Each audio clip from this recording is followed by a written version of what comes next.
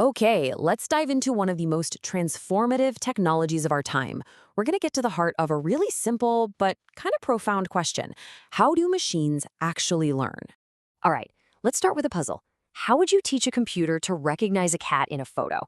I mean, you couldn't just write a million rules like if it has pointy ears and whiskers, right? That would be totally impossible. So, how do they do it?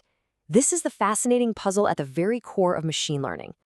You see, the secret isn't about writing better rules, it's a completely different approach. Instead of giving computers explicit instructions for every little task, we're now building systems that learn from data and patterns. Pretty much like how we learn from experience.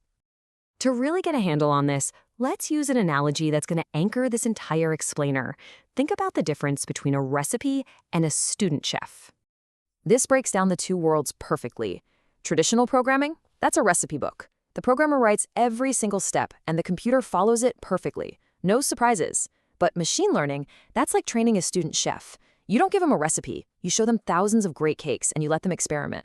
Eventually, they develop an intuition, a feel for what works. They've learned the concept of cake, not just one list of instructions.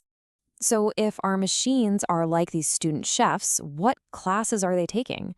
Well, their curriculum is generally broken down into three main learning styles. Let's start with their first class, which is by far the most common and intuitive method, supervised learning. Think of this as learning with an answer key. The computer is shown an input, like a picture, and it's also given the correct label, cat. You do this thousands or even millions of times. The machine's job is to figure out the patterns that connect the picture to the label. It's literally just like a child learning words with flashcards. And this flashcard method is absolutely everywhere. It's what powers your email spam filter, classifying messages as spam or not spam. It helps doctors identify diseases in medical scans, and it's what banks use to flag potentially fraudulent transactions. Okay, let's move on to the next class where things get a bit more mysterious. This is unsupervised learning, where there is no answer key. Here, we give the machine a giant, messy pile of data and simply ask, what's interesting in here? The Lego analogy is perfect. Without any instructions, you'd naturally start sorting Legos into piles by color, size, or shape.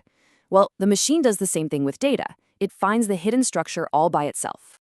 So, when a streaming service recommends a movie you might like, it's because an unsupervised algorithm has grouped you with millions of other people who have similar viewing tastes. It's also used in market research to discover that, hey, people who buy pasta also tend to buy tomato sauce. Seems obvious to us, but the machine discovered that pattern. The third style is all about action. It's called reinforcement learning. This is learning by doing. An AI, called an agent, performs an action and gets a reward or a penalty.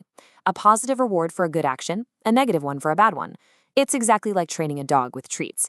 The dog doesn't know the steps to fetch, but it quickly learns that the sequence of actions that ends with the ball in its mouth gets it a treat.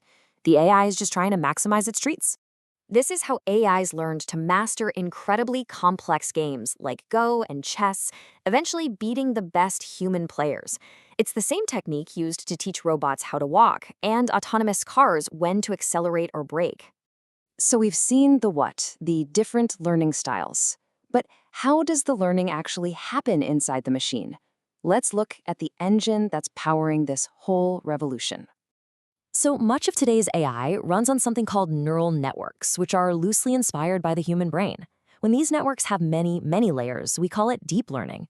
To see a handwritten 9, for example, the first layer might just see simple lines and curves. The next layer combines those into shapes like a loop and a line, and deeper layers assemble those shapes into the final concept of a 9. It's a hierarchy of understanding, built layer by layer. But that powerful neural network is useless without fuel. And in machine learning, the fuel is data. The quality, the quantity, the diversity of that data, it is everything. It truly isn't just input, it's the entire curriculum from which the machine learns. And that brings us to one of the most critical technical challenges in this field. The old programming mantra was garbage in, garbage out. Well, for AI, it's evolved. If the data we feed a machine is flawed, the machine's understanding will be flawed. It doesn't know any better. It simply learns the patterns it's shown. So if a model is trained primarily on one type of data, its performance will naturally be poor on data it hasn't seen. The model simply reflects the world presented in its training data, including any gaps or imbalances.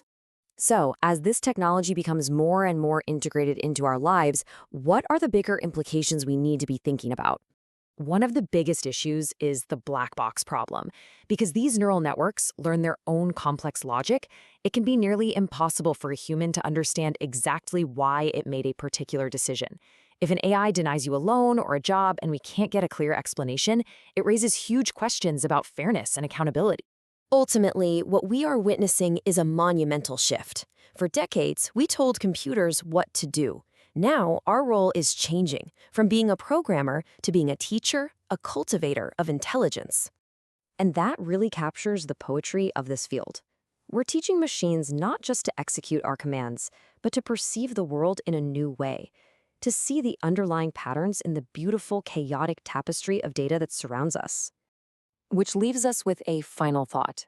As these systems get better and better at finding patterns we can't see, in medicine, in climate science, in art, what profound new truths about our own world, and even ourselves, are they on the verge of helping us discover?